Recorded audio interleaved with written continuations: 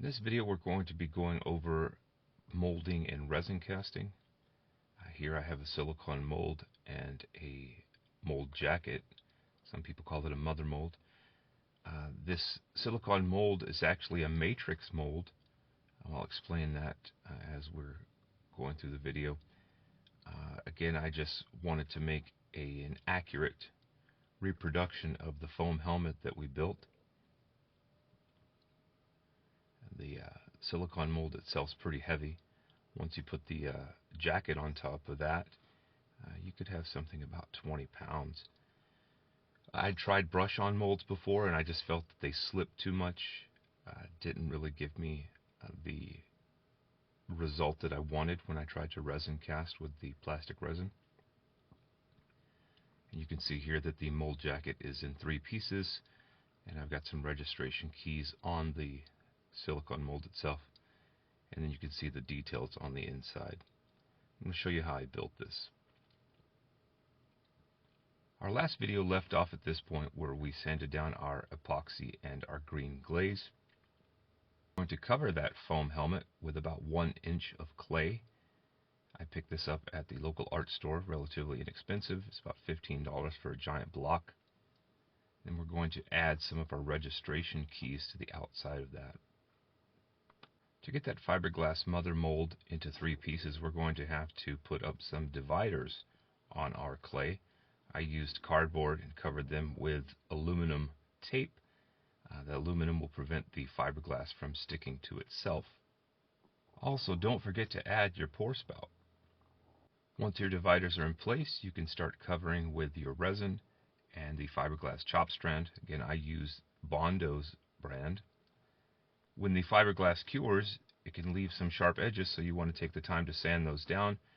And I did something different here. I took some old shop rags, some shop towels, and added those to the resin just to smooth out the outer surface so that I wouldn't be scratching myself.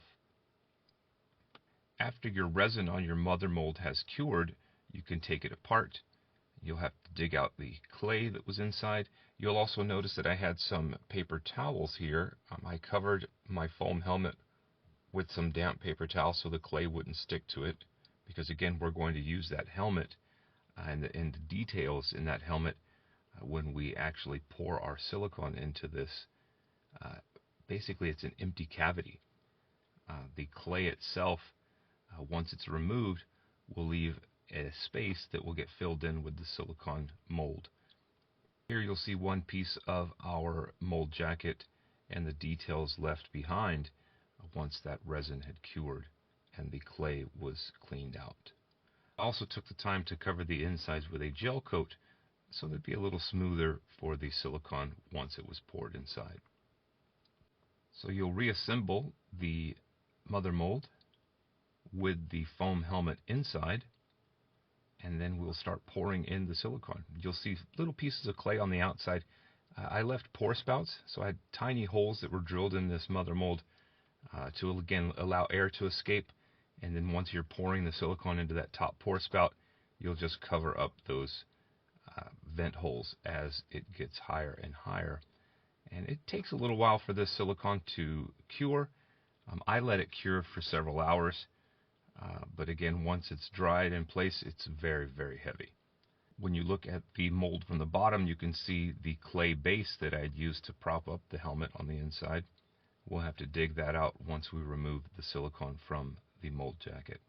In this photo here, you can see where I added clay on the inside of the mold jacket just to prevent the silicone from seeping out. Again, that was just to make a good seal so that this liquid silicone would stay inside the mold jacket and around the foam helmet. I didn't have any photos or video of me slush casting, but once I removed the foam helmet from the mold, that will leave a cavity. Again, very heavy. You'll pour in your resin and then slush it around. The resin takes anywhere from 5 to 6 minutes for that to harden. You'll need several passes of that, but this is the final product. This is what came out. And here, I apologize about the light coming through my side window, but this is what I'm working on now. So I've actually gone in and covered some of the imperfections with some Bondo body filler. But again, just the next time you guys see this helmet, I'll probably be trying to add some primer and start adding the gloss as well as the powder, the graphite powder. But you can see how the silicone mold itself pulled almost every detail out of the foam helmet. But again, we have to go back in and polish up some of those details, remove some of the imperfections still. If I had it to do all over again, I probably would have made a temporary mold and then perfected that and made a giant matrix mold of a much better model. But we're going to move over to the earpieces here. I had a video that I put up a couple of months ago showing you how I made these earpieces carved from wood, and then again created silicone molds for those. Using the same high impact resin, I was able to make plastic earpieces for both the left and the right side. If you'd like, you can go back and watch those videos.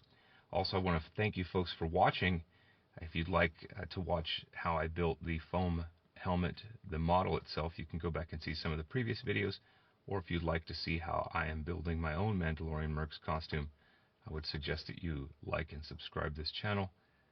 I'm also looking for any kind of feedback.